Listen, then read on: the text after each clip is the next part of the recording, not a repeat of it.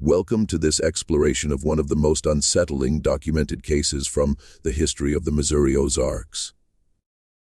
Before we proceed, I invite you to share in the comments where you are tuning in from and the precise time you are hearing this narration. We are curious to know which locations and at what hours of day or night these recorded accounts find their audience. The tall pines of the Ozark Mountains have stood witness to countless tales through the generations, yet few are as baffling as the events of the winter of 1915. Tucked among the rolling hills of southern Missouri, in a region where mist settles in the valleys and sunlight struggles to filter through the thick forest canopy, the story of Clara Caldwell endures as one of the most troubling and least recognized chapters in American scientific history. December 18, 1915. A bitterly cold morning in Shannon County, Missouri. The Caldwell family home sat isolated on a ridge overlooking the Jacks Fork River, roughly 7 miles from the nearest town of Eminence. Sheriff Thomas Lawson was summoned to the property after neighbors reported no signs of activity for nearly 2 weeks. What he uncovered would baffle the scientific community for decades. Clara Caldwell, age 12, was discovered alone in the family home, surrounded by notebooks filled with mathematical equations and scientific sketches that experts would later deem impossible for someone of her age and background to produce. Her parents, Robert and Mary Caldwell, were nowhere to be found. The house was spotless. No indication of a struggle, no proof of any crime. Just a child harboring inexplicable knowledge that appeared to have emerged overnight, and parents who had disappeared without a trace.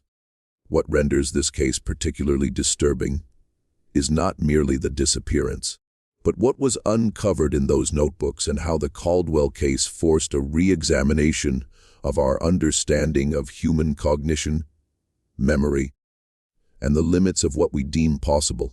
Certain records suggest Clara's story reflects a phenomenon that science still finds difficult to explain: the sudden acquisition of knowledge with no identifiable origin.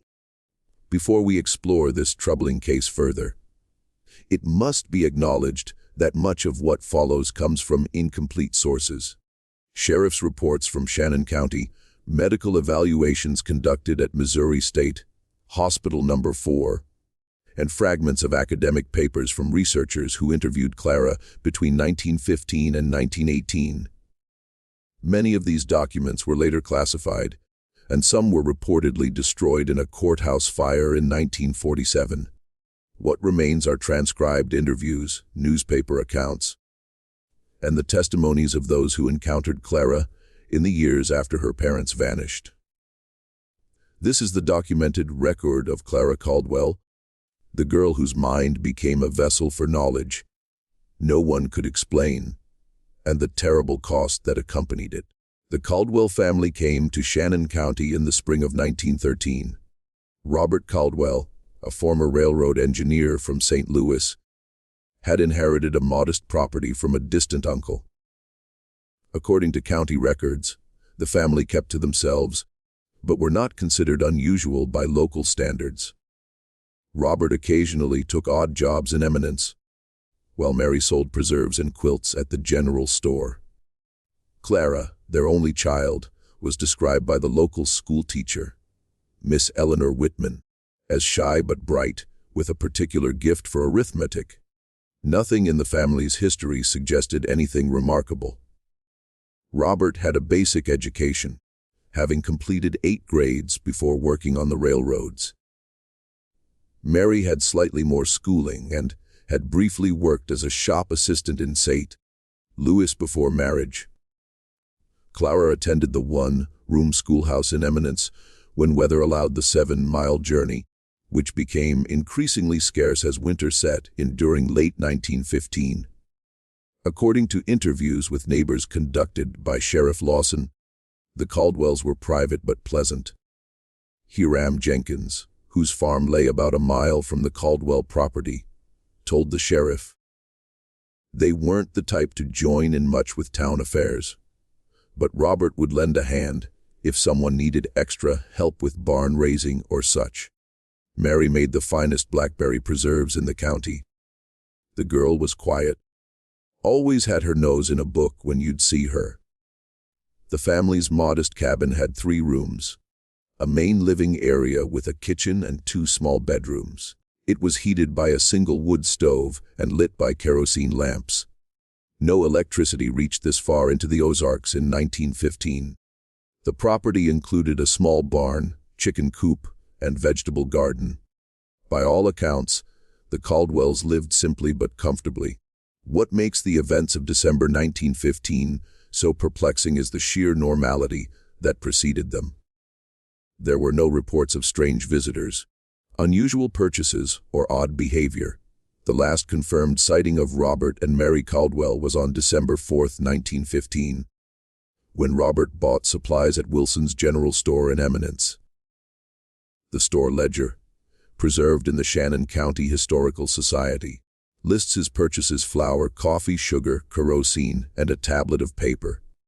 The shop owner, Elias Wilson, later told Sheriff Lawson that Robert seemed perfectly ordinary that day, perhaps a bit preoccupied with the coming snow, but nothing that would raise suspicion. He mentioned that Robert had said Clara had been taking to her studies with unusual intensity and had asked for more paper for her schoolwork.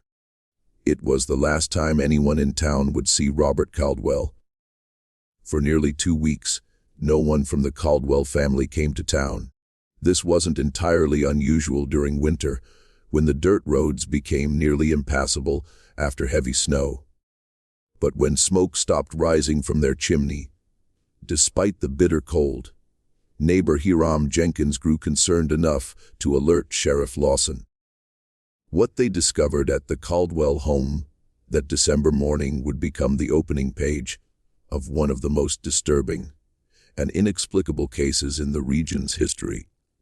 A case that remains open in the dusty archives of Shannon County to this day.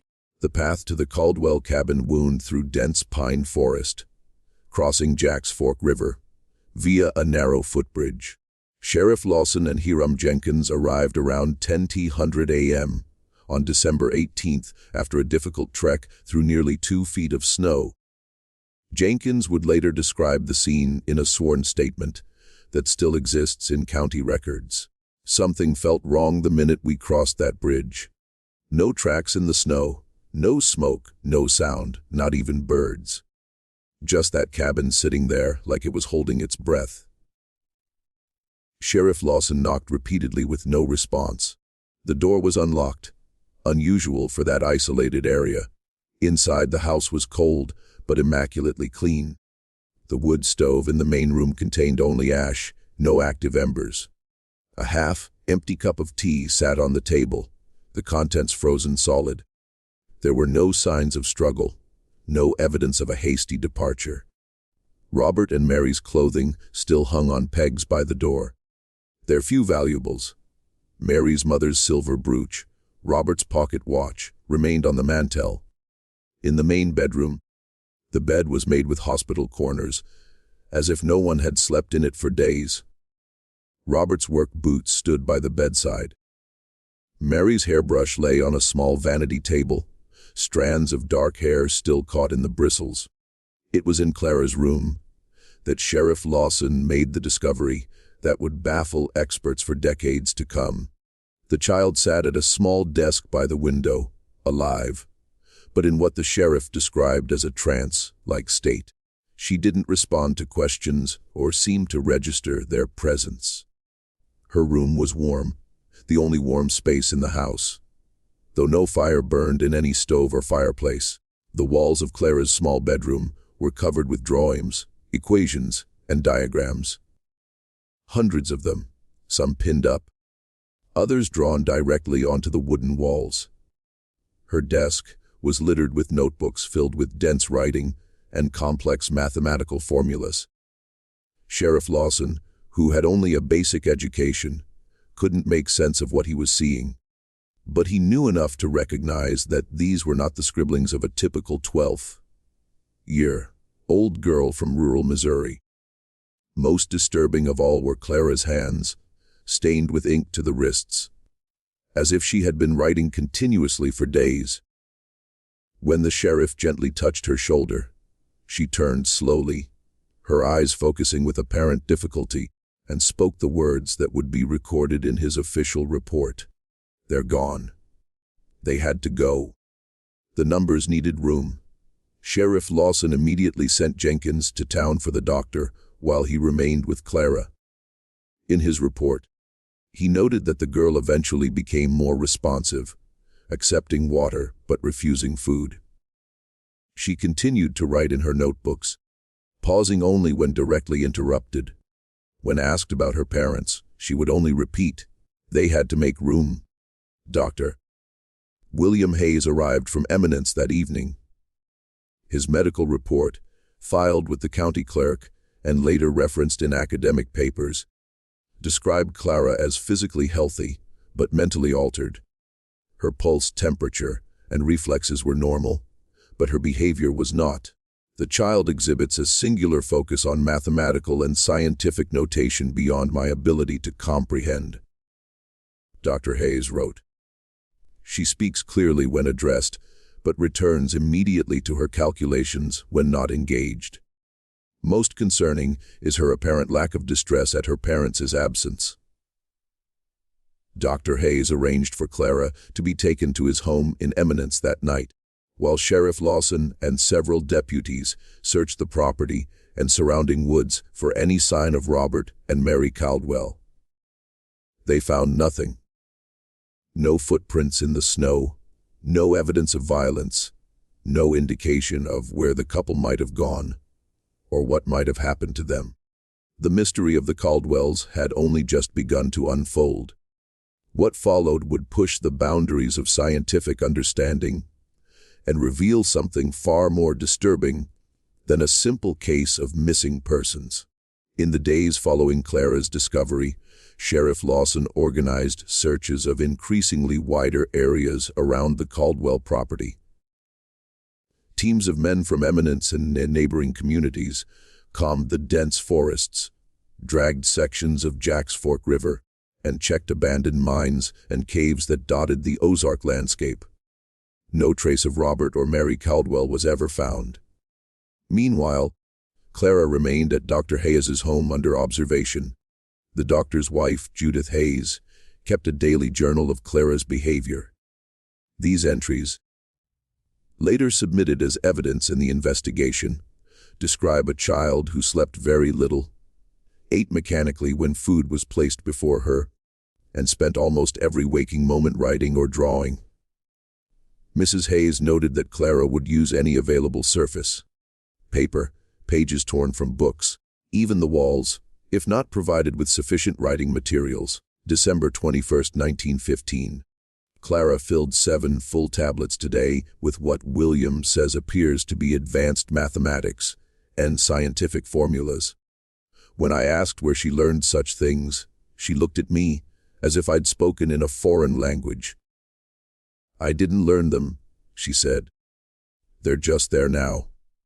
The child shows no distress over her parents, which troubles me greatly. It's as if she's forgotten them entirely, or worse, sees their absence as inconsequential. Word of the strange case spread quickly through Shannon County and beyond. On December 23rd, Professor James Morgan from the University of Missouri arrived in Eminence, having traveled from Columbia after hearing about the case from a colleague with family in the area. A mathematician with an interest in prodigies, Morgan was initially skeptical of reports about a backwoods girl suddenly displaying advanced scientific knowledge. His skepticism vanished upon meeting Clara. In a letter to his department chair, later published in the university's academic journal, Morgan wrote, "What I witnessed today defies rational explanation. The child, with no access to advanced education or materials, is producing work in the fields of non-Euclidean geometry, differential equations, and what appears to be theoretical physics that would challenge our most accomplished graduate students. Morgan spent 3 days reviewing Clara's notebooks. With the permission of Sheriff Lawson, who had been appointed her temporary guardian, he brought several pages back to the university for analysis. Experts in various scientific fields confirmed that the work was not only legitimate but contained several novel approaches to existing problems in physics and mathematics. Most disturbing was Clara's apparent lack of understanding about how she came to possess this knowledge. When questioned directly by Professor Morgan, she responded with unnerving simplicity. "I went to sleep, and when I woke up the numbers were there. They're so loud now. They needed more room." By early January 1916, Clara's case had attracted attention from scientific and medical communities across the Midwest. The search for her parents had been scaled back, with most locals believing the couple had either met with an accident in the wilderness or had abandoned their child for reasons unknown. Neither theory explained the transformation in Clara herself. On January 12, 1916, at the recommendation of both Dr. Hayes and Professor Morgan, Clara was transferred to Missouri State Hospital No. 4 in Farmington for more comprehensive evaluation.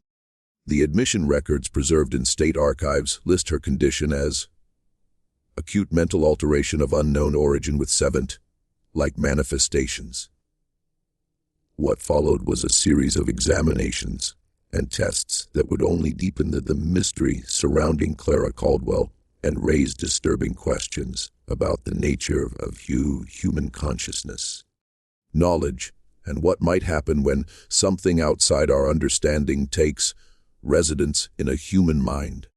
The journey from Eminence to Farmington took nearly 2 days by wagon and train in the January snow. Clara was accompanied by Sheriff Lawson and Dr. Hayes. According to Hayes's notes from the journey, Clara remained docile but continued her writing whenever possible. During the train portion of the trip, she filled 14 pages with equations. When Hayes asked what she was calculating, she replied, "The motion of the train, the vibrations of patterns. I need to record them." Missouri State Hospital No. 4, established in 1903, was considered one of the more progressive mental health facilities of its time. Under the direction of Dr. Franklin Pierce, the hospital took a scientific approach to mental illness, attempting to classify and understand conditions rather than simply confine patients.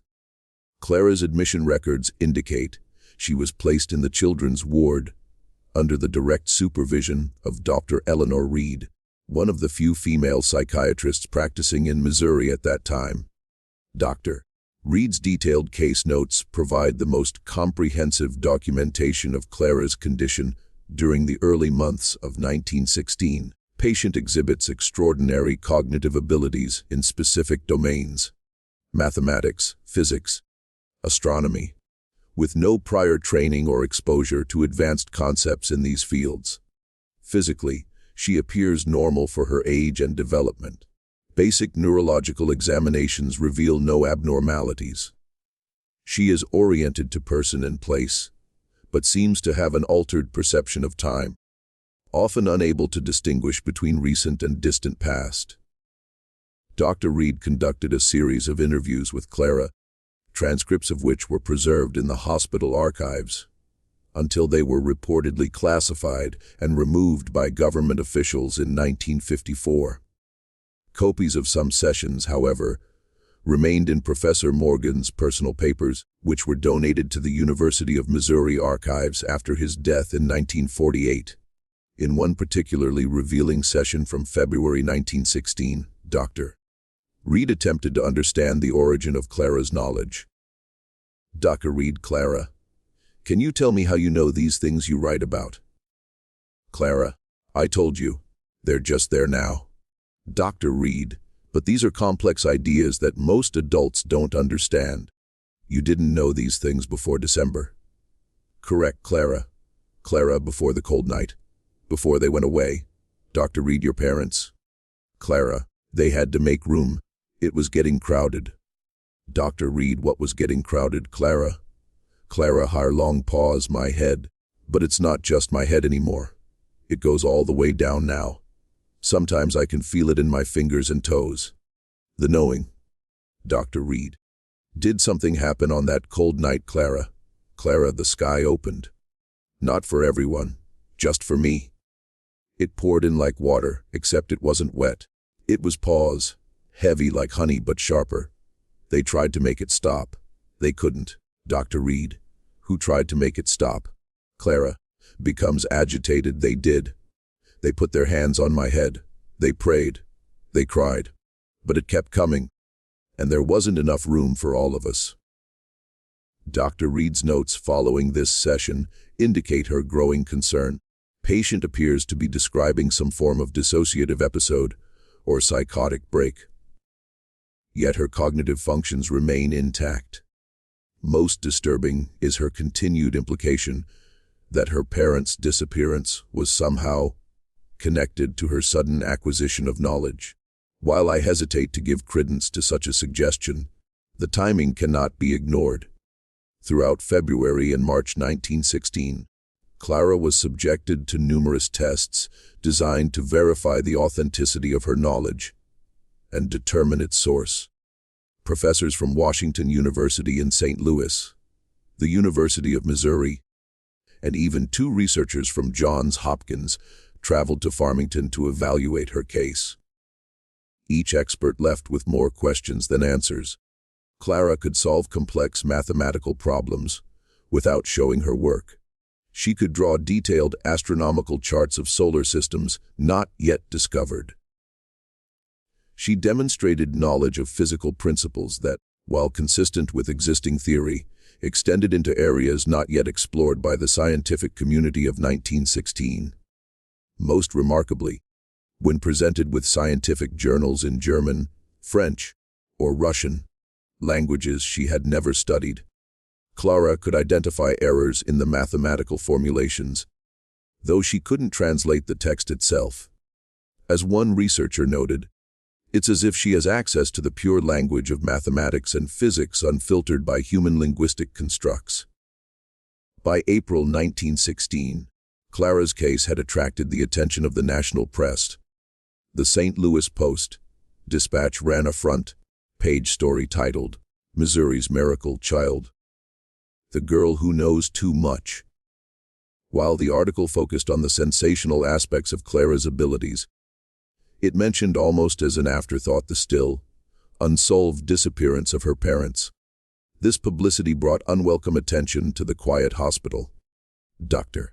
Pierce noted in his administrative log that various individuals claiming to represent scientific, religious, and even military interests began appearing, requesting access to Clara.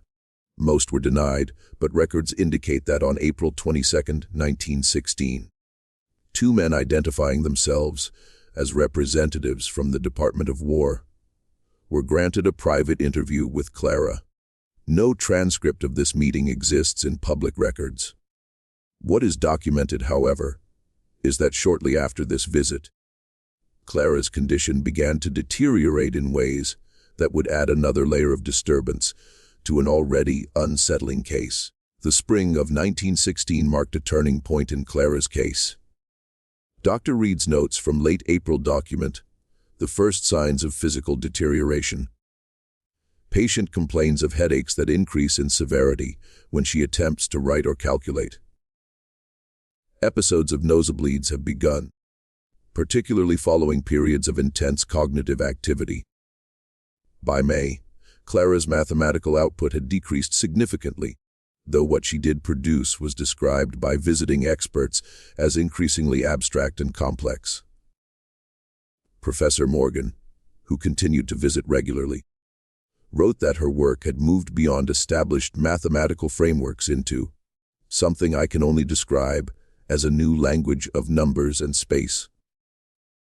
Clara's physical condition, meanwhile, continued to decline. Hospital records indicate rapid weight loss despite a monitored diet. Her sleep became erratic, with nurses reporting that she would sometimes remain awake for 50 or 60 hours straight, writing continuously, then collapse into deep sleep for similar periods. During these deep sleep phases, staff noted that her body temperature would drop significantly, sometimes to as low as 94 degrees. Most concerning were the changes in Clara's demeanor. The docile, cooperative child was replaced by someone increasingly agitated and at times hostile. Dr. Reed documented an incident in early June when Clara became enraged after a nurse removed some of her papers for filing. Patient lunged at Nurse Sullivan with unexpected strength, scratching her face and arms while screaming, "They're not finished. The pattern isn't complete." It took 2 orderlies to restrain her, after which she collapsed and remained unconscious for nearly 14 hours. Upon waking, she had no memory of the incident and resumed her calculations as if nothing had happened. During this period, Clara began to speak of visitors who came to her room at night. Hospital staff initially dismissed these claims as hallucinations, but night nurse Martha Cunningham recorded a disturbing entry in the ward log on June 14, 1960, checked on patient CC at 20:15 a.m. After hearing voices from her room, found her sitting upright in bed, seemingly conversing with an empty chair beside her bed. She was speaking in what sounded like Latin or some similar language I don't recognize, interspersed with numbers and terms I couldn't understand. When she noticed me, she stopped mid-sentence and said in perfect clarity, "They're measuring how much is left. It's not enough anymore." I checked the entire ward and grounds. No unauthorized persons were present. By July 1916, Dr. Reed had begun to consider a disturbing possibility. One she was hesitant to include in official records, but confided to Professor Morgan in a personal letter found among his papers. I am forced to consider whether whatever knowledge or ability manifested in Clara might be consuming her physically. The correlation between her cognitive output and physical deterioration is too strong to dismiss. It's as if her mind is a vessel for something too vast for her physical form to contain. This theory gained support when Dr. Reed conducted a simple experiment. For 1 week in late July, Clara was gently but firmly prevented from any mathematical work.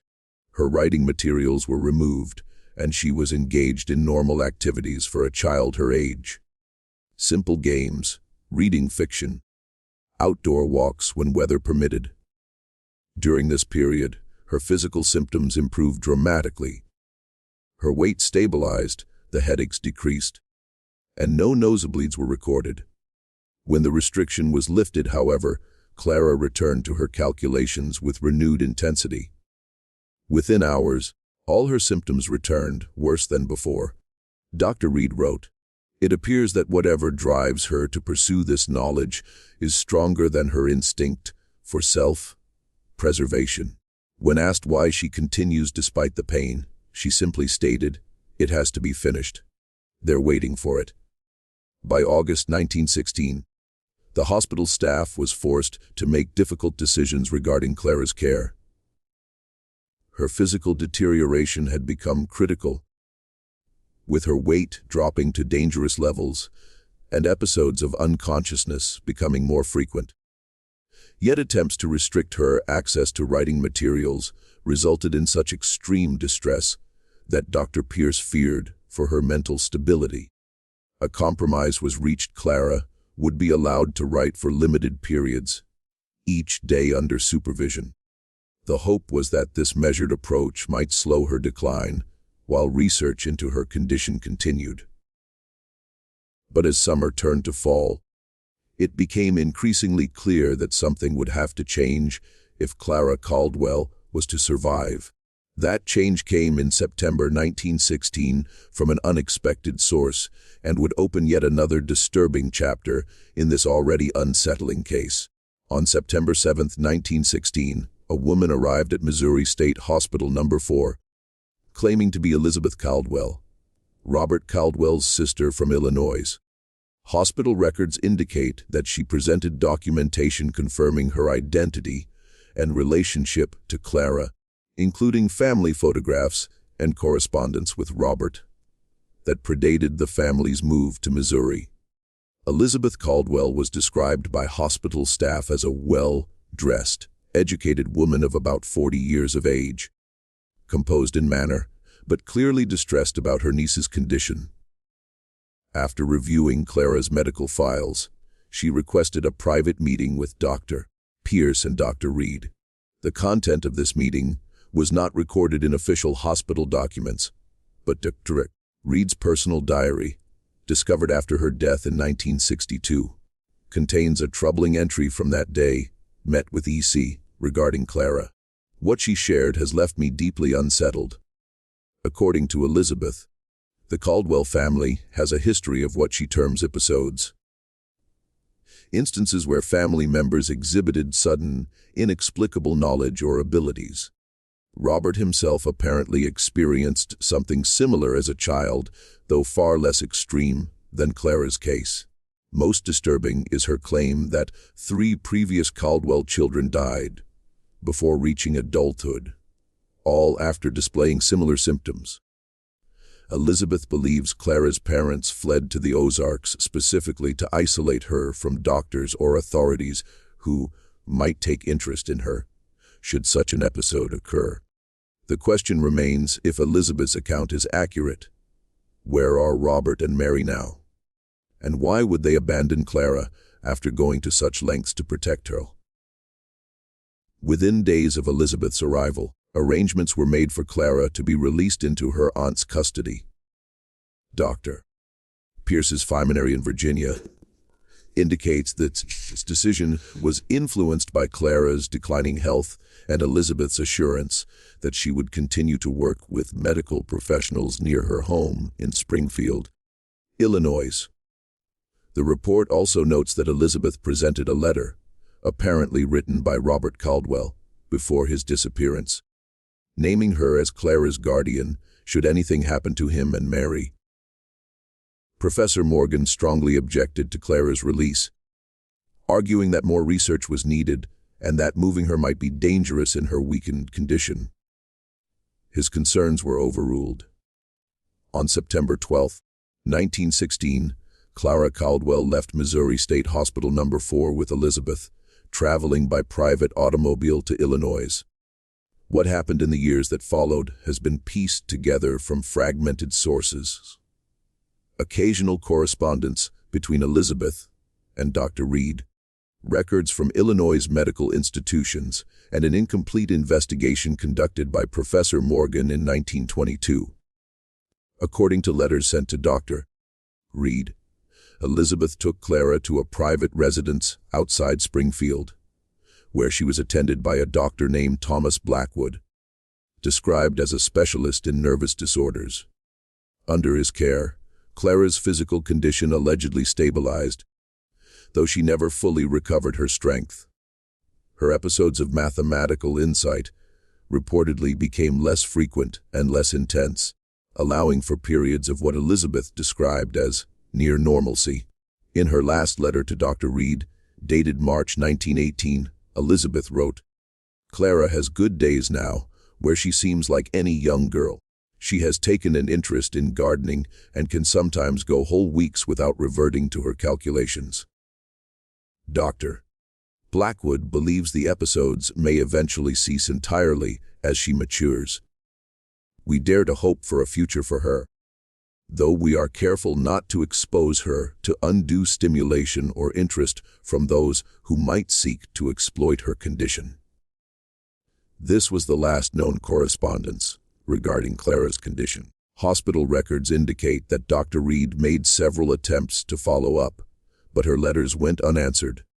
In 1920, she enlisted Professor Morgan's help in locating Clara, concerned about her former patient's well-being. Morgan's investigation, documented in his personal papers, revealed a disturbing conclusion. The address in Springfield where Elizabeth claimed to have taken Clara did not exist. Dr. Thomas Blackwood was not registered with any medical association in Illinois or surrounding states. Most troublingly, when Morgan traced the Caldwell family history, he found no record of Robert Caldwell having a sister named Elizabeth, or any sister at all. Whoever had taken Clara from the hospital in September 1916 had apparently created an elaborate fiction. Clara Caldwell, the mysterious child whose mind had somehow accessed knowledge beyond her years, had vanished from record as completely as her parents had vanished from their cabin in the Ozarks. The final documented chapter of Clara Caldwell's story comes from an unexpected source. In 1938, a researcher from the University of Chicago named Dr. Harold Bennett was conducting a study on mathematical prodigies when he came across references to Clara's case in Professor Morgan's published papers. Intrigued, Bennett began his own investigation, tracking down surviving witnesses and collecting whatever records remained. Bennett's search led him to a sanitarium in northern Wisconsin, where he discovered a woman in her mid-30s, registered under the name Jane Doe. The woman, who had been a resident since 1924, was nonverbal and spent her days filling notebooks with increasingly abstract mathematical symbols that the staff had long since stopped trying to understand. The attending physician, Dr. Ruth Crawford, told Bennett that Jane had been brought to the facility by a middle-aged woman who paid for 10 years of care in advance and never returned. The woman had claimed Jane was her niece and had suffered a nervous breakdown following the death of her parents, but provided no documentation to support this story or reveal the patient's true identity. When Bennett showed Dr. Crawford photographs of Clara Caldwell, taken at Missouri State Hospital No. 4, the doctor confirmed the resemblance to their mysterious patient, though she noted that years of illness had taken a toll on the woman's appearance. What convinced Bennett he had found Clara, however, were the notebooks.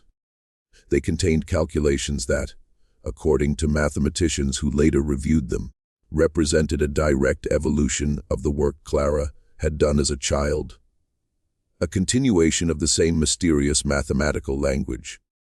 Bennett arranged to visit the sanitarium several times over the next year, attempting to establish communication with the woman he believed to be Clara. According to his notes, published posthumously in the Journal of Abnormal Psychology in 1964, he achieved limited success.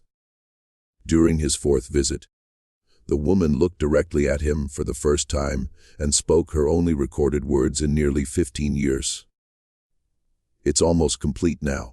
They're coming back for it soon."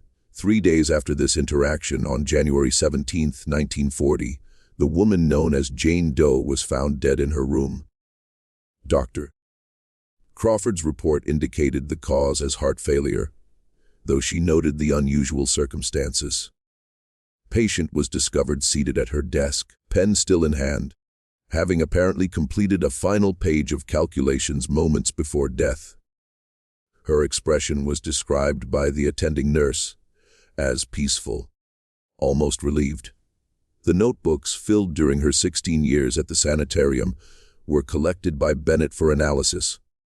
Mathematical experts who examined them described the work as revolutionary but incomprehensible. A system that seemed to follow internal logic, but could not be reconciled with existing mathematical frameworks. In 1954, Bennett's research materials, including Clara's notebooks from the sanitarium, were reportedly confiscated by government officials. Bennett himself accepted a position with a classified research project and never published his full findings on the Caldwell case.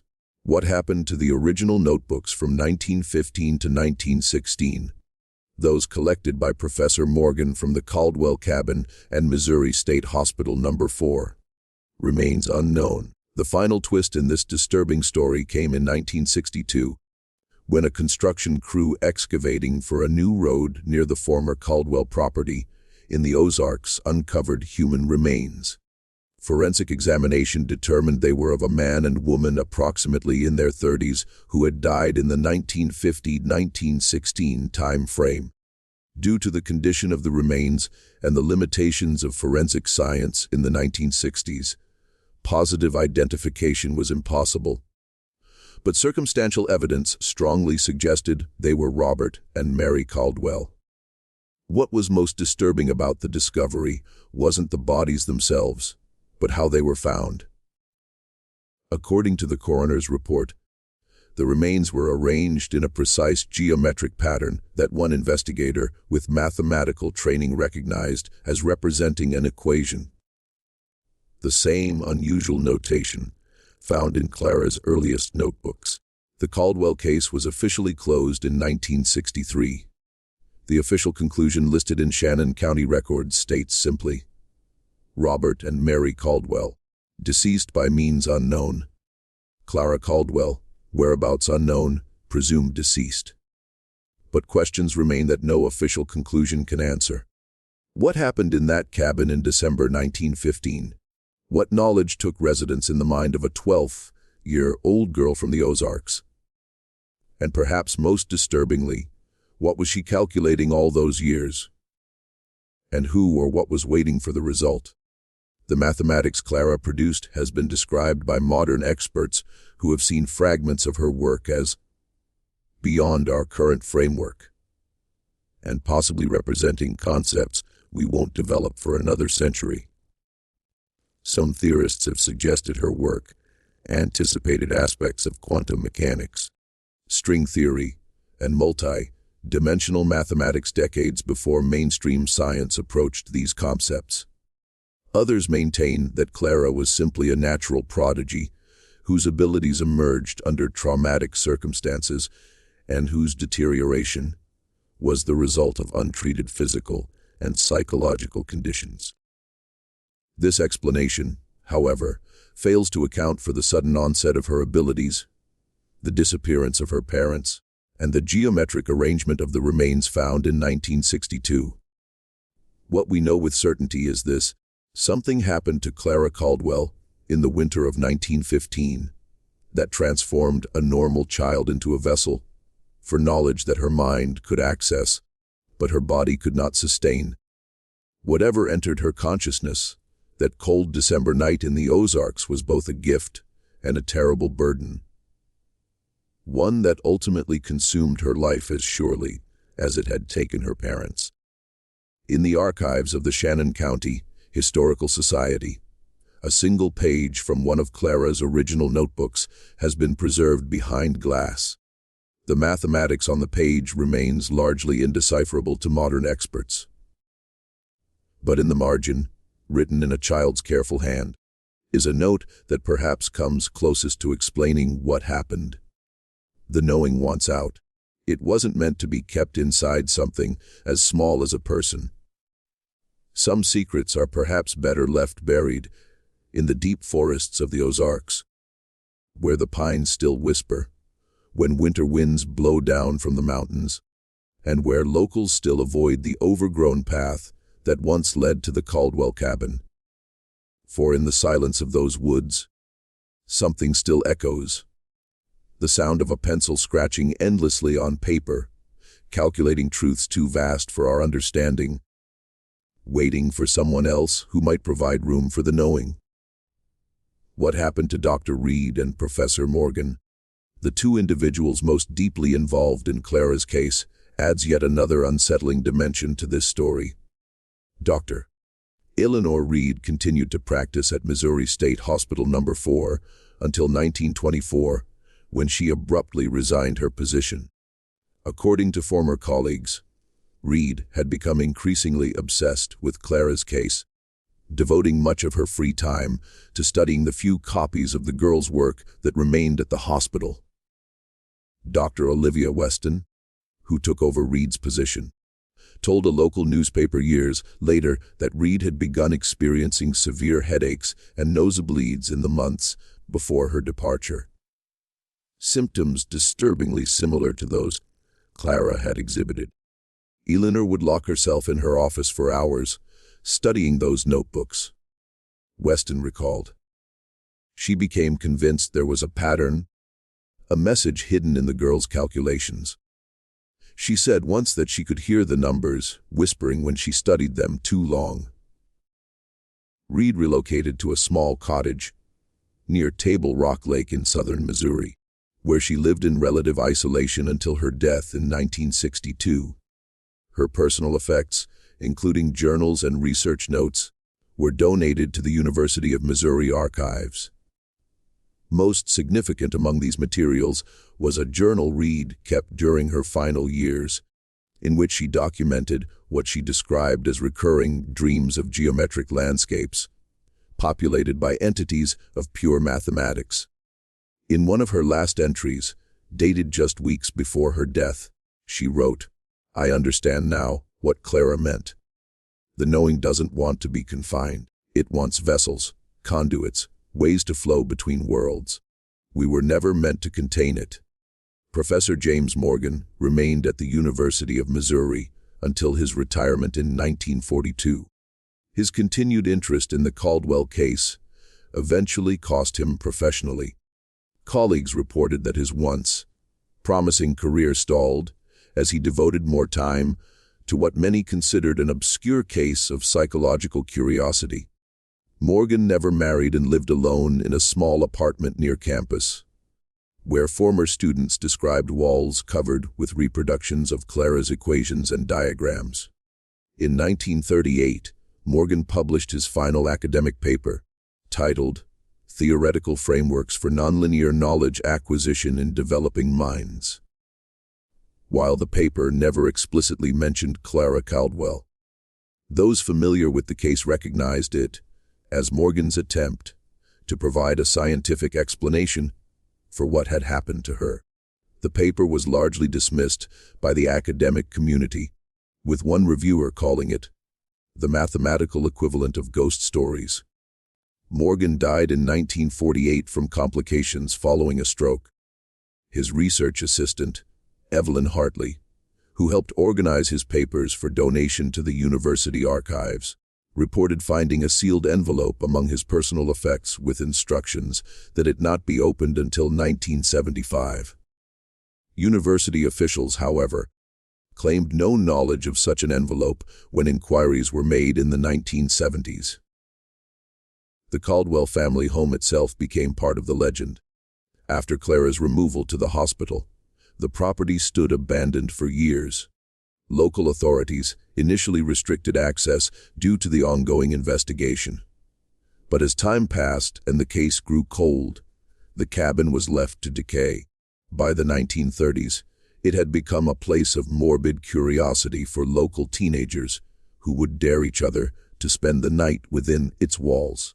According to Shannon County folklore, several visitors to the cabin reported strange experiences: headaches, disorientation, and in a few cases, what they described as numbers and equations appearing in their thoughts.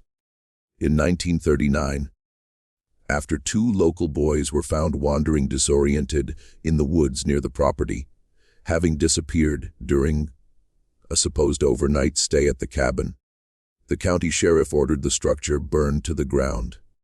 The land remained vacant until 1952, when it was purchased by the Missouri Department of Conservation as part of a larger acquisition of forest land. Park rangers assigned to the area frequently reported equipment malfunctions and unexplained compass deviations when working near the former Caldwell property. One ranger's report from 1955, filed with the department but later removed from public records, described a persistent atmospheric anomaly in the small clearing where the cabin once stood. Like heat shimmer, but present even in winter and moving in patterns that seem almost deliberate. In 1958, a small research station was established near the site by what was officially described as a geological survey team. Local residents noted that the personnel wore military-style uniforms without insignia, and that unusual equipment was brought in via helicopter. The station remained operational for approximately 8 months before being suddenly abandoned. When questioned, State officials claimed it had been a routine water quality monitoring project. No reports from this research station have ever been made public. What makes the Caldwell case particularly disturbing to historians of science is how it intersects with several classified research projects known to have been conducted in the post-war period.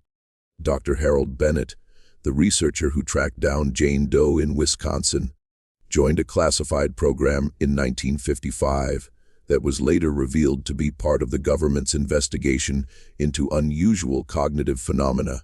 While most of this research focused on ESP and remote viewing, declassified documents from the 1970s make brief reference to knowledge acquisition anomalies and non-standard information transfer, terms eerily reminiscent of Clara's case. Dr. Thomas Hargrove, a physicist who briefly worked with Bennett before the program became classified, later wrote in his memoirs that the government had compiled a database of cases similar to Clara's, individuals who had displayed sudden, inexplicable acquisition of complex knowledge. Most were children between the ages of 8 and 14, and all had experienced severe physical and psychological effects following their episodes. Hargrove's account suggests that at least 17 such cases were documented between 1890 and 1950, though Clara's was reportedly the most extreme and well documented.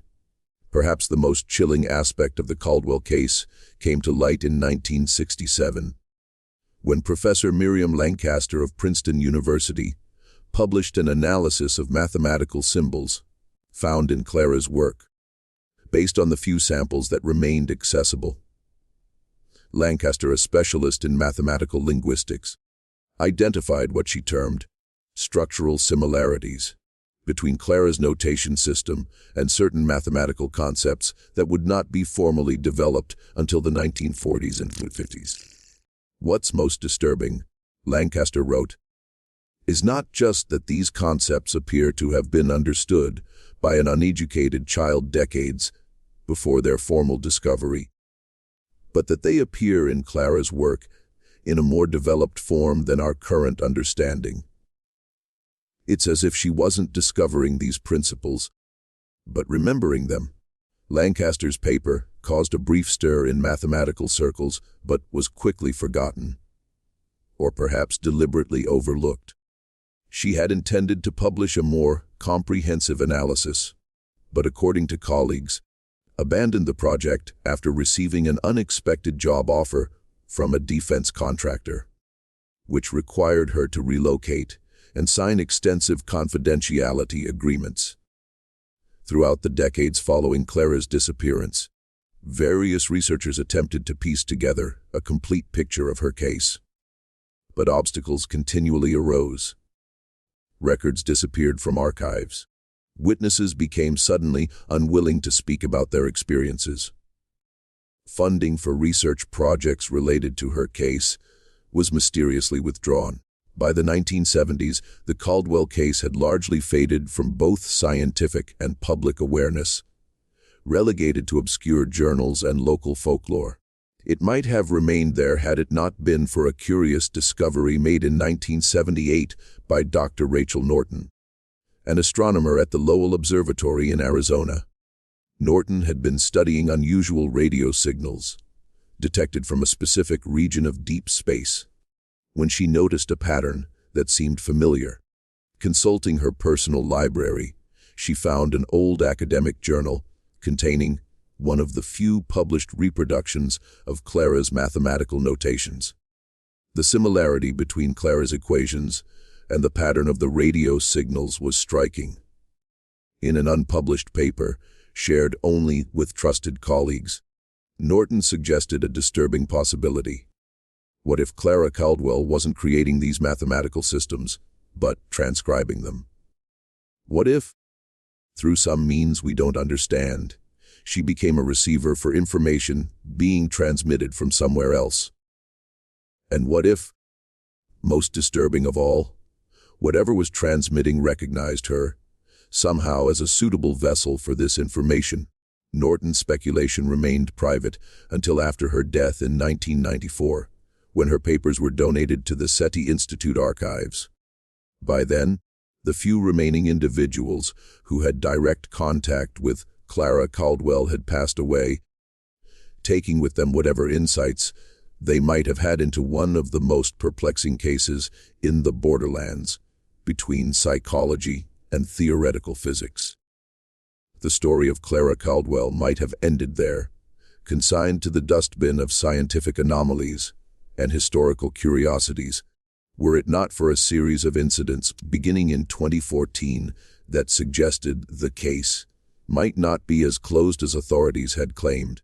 In April of that year, Dr. Michelle Chen, a theoretical physicist at MIT, published a paper on quantum information theory that referenced what she called the Caldwell equations, a set of mathematical principles she claimed to have discovered in recently declassified documents from the 1950s. According to Chen, these equations predicted certain quantum behaviors that had only recently been observed in laboratory settings. When pressed by colleagues to provide the source documents, Chen initially agreed, but then abruptly withdrew the paper from publication. She took an unexpected leave of absence from MIT, and upon her return 3 months later refused to discuss the paper or the equations. When formally questioned by the university's Research Ethics Committee, she claimed to have no memory of writing the paper at all, despite multiple witnesses who had discussed the work with her prior to publication. Later that same year, a small private collection of documents appeared at auction in Chicago, listed as Miscellaneous Scientific Papers, Early 20th Century. A representative from the Smithsonian Institution purchased the collection, but before it could be transferred, a court order was issued blocking the sale on grounds of national security interests. The collection disappeared from public record, but not before several researchers noted that it contained what appeared to be original papers from the Caldwell case, including what was described as mathematical notations in a child's handwriting. Most recently, in 2019, construction workers breaking ground for a new research facility at the University of Missouri uncovered a small metal box buried beneath what had once been Professor Morgan's office. The box, sealed with lead and wrapped in waxed canvas, contained a journal and several photographic plates. University officials initially announced plans to catalog and publish these materials, but reversed their decision within days.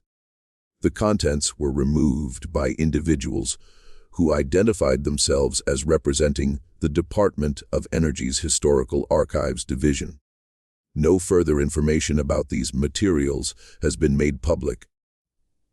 What are we to make of the case of Clara Caldwell, the girl whose mind somehow accessed knowledge that science is still struggling to comprehend more than a century later?